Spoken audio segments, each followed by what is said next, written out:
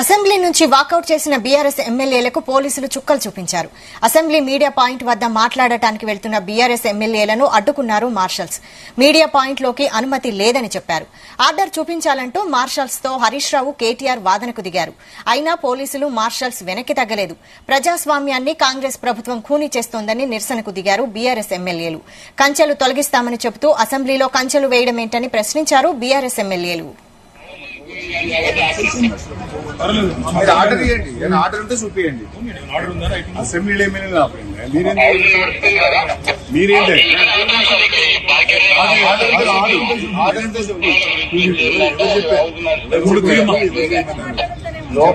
లోపల రెస్ట్రిక్షన్స్, బయట రెస్ట్రిక్షన్స్, ఇదే పద్ధతి బాబు. ఆర్డర్ కాపీ ఇక్కడ మీ ఆఫీస్ ఉన్నారా? మీ ఆఫీస్ చీఫ్ మార్షల్ రమన్. లోపల ఇయ్యరు, బయట కూడా ఆపలేదా బాబు? లోపల ఆపడే, బయట ఆపడే. ఇక ఎంత అప్రజాస్వామికంగా వ్యవహరిస్తేట్టున్నాయా?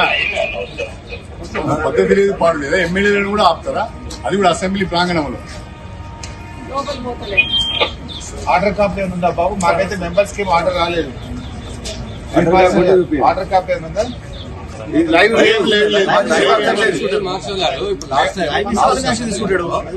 లాస్ట్ టర్మ్ లో పోయి మాట్లాడుతుంది తర్వాత తెచ్చుకుంటారు వాళ్ళు. లైవ్ ఉండకపోతుంది. ఒక పని చేయండి, రిటర్న్ ఒక పని చేయండి, లైవ్ ఇవ్వద్దని చెప్పండి, మేము మాట్లాడి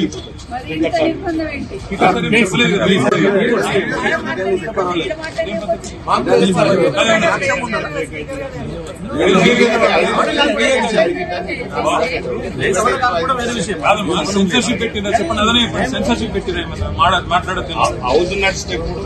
అవునంటే ముందు పోయిన 10 ఏళ్ళు నువ్వే ఉన్నావు కదా. హౌస్ నడిచేటప్పుడు కూడా ఇక్కడ వచ్చి అందరు ప్రెస్ మీట్లు పెట్టుకున్నారు. కాంగ్రెస్ పెట్టలేదా? కొత్త రూల్ ఏంది మళ్ళా? ఆర్డర్ కాపీ చూపి, రూల్ ఏమంటే ఆర్డర్ కాపీ చూపి మాకు అనౌన్స్మెంట్ అని ఉండాలి, బులెటిన్ అని ఇవ్వాలి మాకు.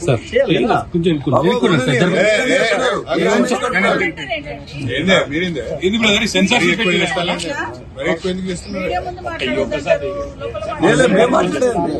మేము పోయేది పోతాం. అంత ఆపుకోండి, మీరు అరెస్ట్ చేసుకోండి. ఆర్డర్ చూపియండి. సభ నడిచేటప్పుడు సభకు సమాంతరంగా మీడియా పైన పోయిన 10 ఏళ్ళు లేదా? పోయిన 10 ఏళ్ళు సభ నడిచేటప్పుడు మీడియా పాయింట్ లో కాంగ్రెస్ వాళ్ళు వచ్చి మాట్లాడిందా లేదా?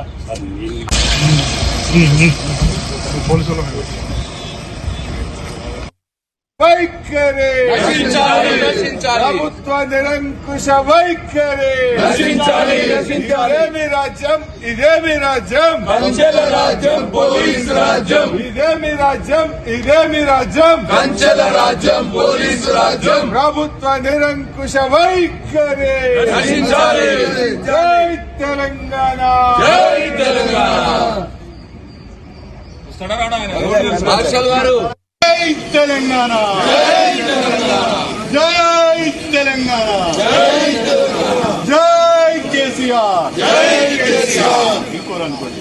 ఇదేమి రాజ్యం, ఇదేమి రాజ్యం, కంచెల రాజ్యం, పోలీసు రాజ్యం. ఇదేమి రాజ్యం, ఇదేమి రాజ్యం, కంచెల రాజ్యం, పోలీసు రాజ్యం. ఇదేమి రాజ్యం, ఇదేమి రాజ్యం, కంచెల రాజ్యం, పోలీసు రాజ్యం. ప్రభుత్వం అండి వైఖరి నశించాలి. ప్రతిపక్షాలకు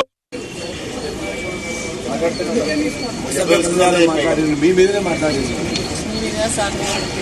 శాసనసభలో ఈరోజు గౌరవ ముఖ్యమంత్రి గారు తాను ముఖ్యమంత్రి అనే విషయాన్ని మర్చిపోయి, సంయమనం కోల్పోయి, పూర్ణతనాన్ని కోల్పోయి మాజీ ముఖ్యమంత్రి వైఖరి.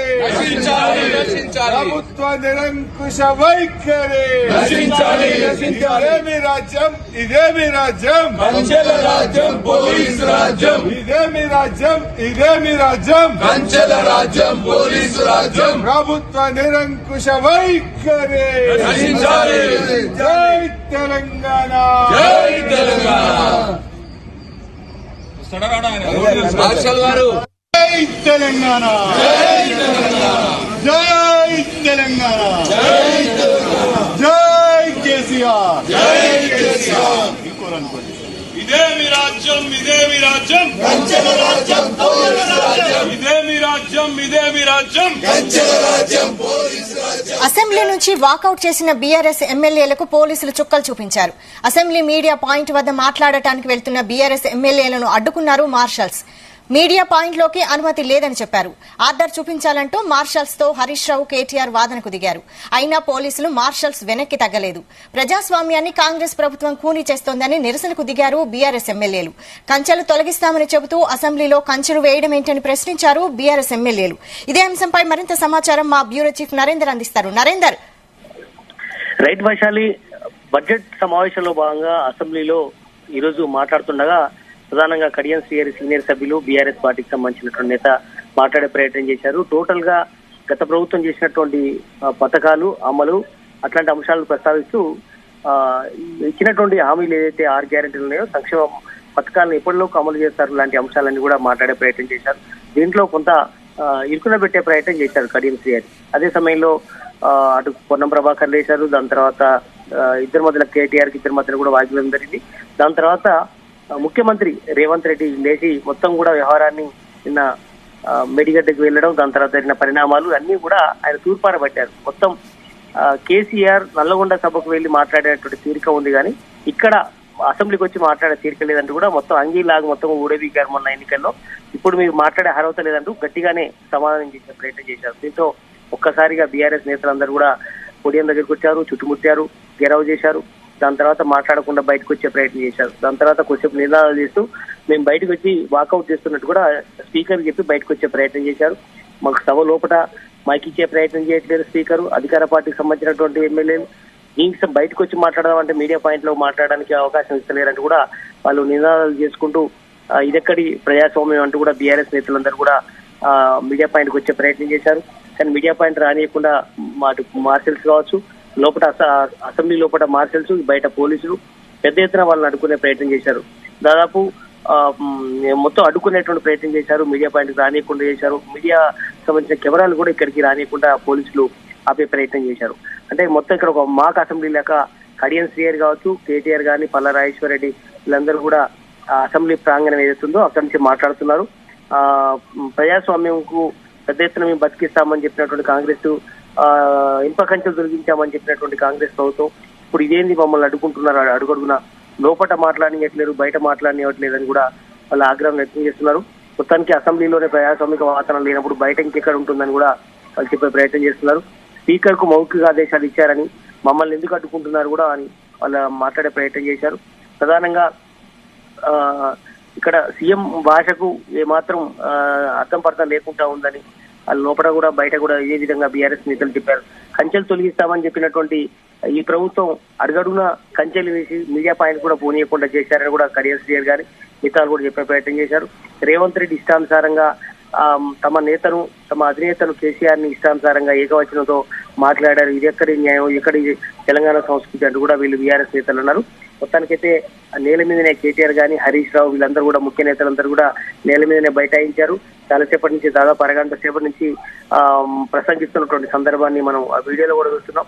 మొత్తానికైతే ఈ 10 ఏళ్లలో తాము ఎన్నో అభివృద్ధి కార్యక్రమాలు చేశాము, ఏదైనా తప్పులుంటే సరిదిద్దుకోవాలి తప్ప ఇష్టానుసారంగా తమపై నిందలేస్తే తగదని కూడా బీఆర్ఎస్ నేతలు చెప్తున్నారు. మేడిగడ్డ విషయంలో ప్రధానంగా దాదాపు గంట సేపు దాకా రచ్చ జరిగింది.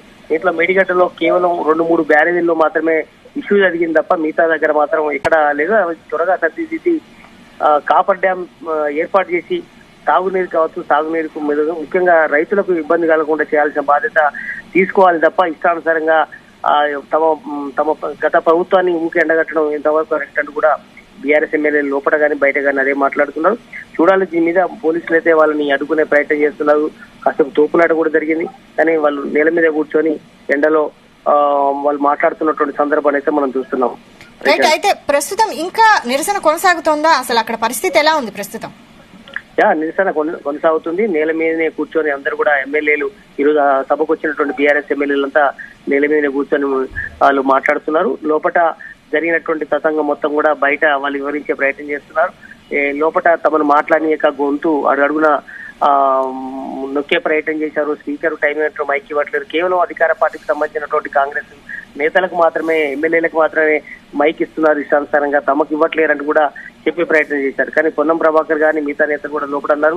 మీరు 10 ఏళ్లు తమకు మైక్ ఇవ్వలేదు, ఇప్పుడు గుర్తొచ్చిందని కూడా వాళ్ళు నిన్న గాని మొన్న గాని ఇదే విషయం చెప్పారు. రేవంత్ రెడ్డి అయితే దాదాపు 15 నిమిషాలు మాట్లాడారు.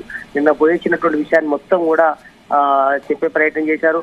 కేసీఆర్ నల్లగొండ పోయేటటువంటి తీరిక ఉన్నటువంటి కేసీఆర్ కు సభకు వచ్చే తీరిక లేదా అని కూడా కేసీఆర్ ని టార్గెట్ చేసి మాట్లాడినటువంటి ఉంది. ఇవన్నీ కూడా డబ్బులన్నీ కట్టిస్తాం.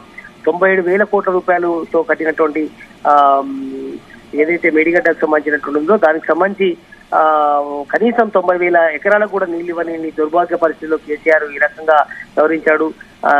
రాష్ట్ర ఖజానా మొత్తం కూడా లూటీ చేశాడు. దాన్ని కేవలం వాళ్ళు అక్రమ సంపాదన కోసం ఇట్లాంటి ప్రాజెక్టులు నిర్వహించారు, లోపభూయిష్టంగా కట్టారు, అందుకని ఈ రోజు కూలిపోయే పరిస్థితి వచ్చింది. ఇవన్నీ కూడా మేము కక్కిస్తామని కూడా రేవంత్ రెడ్డి సభలో కూడా మాట్లాడినది. దాని తర్వాత పొన్నం ప్రభాకర్ కావచ్చు, అదే సమయంలో రాజగోపాల్ రెడ్డి కూడా పెద్ద ఎత్తున దుమారం లేపారు. ఒక పక్క కడియం శ్రీహరి కి రాజగోపాల్ రెడ్డి కూడా లోపల చాలా సేపు కలాట జరిగింది. మొత్తానికైతే చాలా పెద్ద ఎత్తున ఇష్యూ జరిగింది. దీని తర్వాత బయటకు వచ్చారు. ఇప్పుడు బైఠాయించారు నేల మీద. మాక్ అసెంబ్లీ తరహాలో వాళ్ళు మాట్లాడుతున్నటువంటి సందర్భాన్ని మనం చూస్తున్నాం. పల్లా రాజేశ్వరరావు ఇప్పుడు ప్రస్తుతం మాట్లాడారు, కడియం శ్రీహరి కూడా కాసేపటి క్రితం దాకా మాట్లాడారు. ఇట్లా అసెంబ్లీ లోపల ఏ రకమైనటువంటి పరిస్థితులు అదే విధంగా బయట మాక్ అసెంబ్లీ నిర్వహిస్తూ మార్షల్స్ నడుమ వాళ్ళు మీడియా కూడా కవరేజ్ చేస్తున్నారు. మొత్తానికైతే ఇక్కడ కొంచెం ఉద్రిక్తమైనటువంటి వాతావరణం కనిపిస్తుంది. విషయం రైట్, థ్యాంక్ యూ నరేందర్. ఒక పని చేయండి, లైవ్ ఇవ్వద్దని చెప్పండి, మేము మాట్లాడి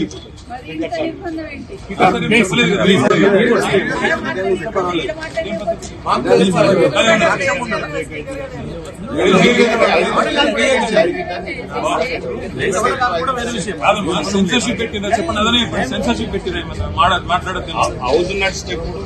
అవునంటే ముందు కదా పోయిన 10 ఏళ్ళు నువ్వే ఉన్నావు కదా.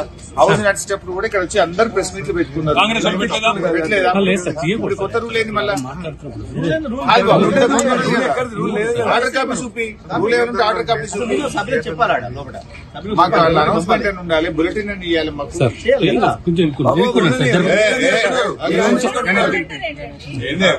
ఇది బ్రదర్ సెన్సర్షిప్ పెట్టిరా?